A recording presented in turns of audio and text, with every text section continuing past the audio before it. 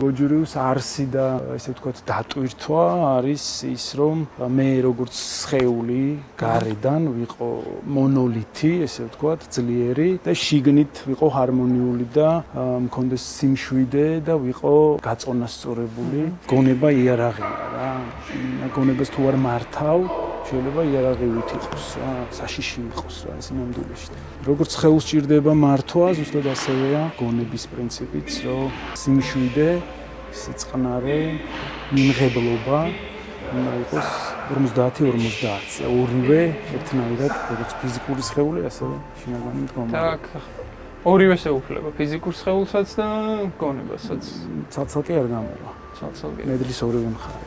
წარმოიდგინე დიდი მუხა, რომელსაც აქვს ძალიან მყარი მერქანი და ძალიან ღრმა ფესვები. ეს არის გო, ანუ მისი სტრუქტურა არის მაგარი, ანუ გო, ნიშნავს მაგარს. და წარმოიდგინე ახლა ამ მუხას, ესე ძლიერ მუხას რო არ ქონდეს სირბილე და აი ამ ქარის დროს ლავირების და მოძრაობის საშუალება თითქოს დგას, უძრავია.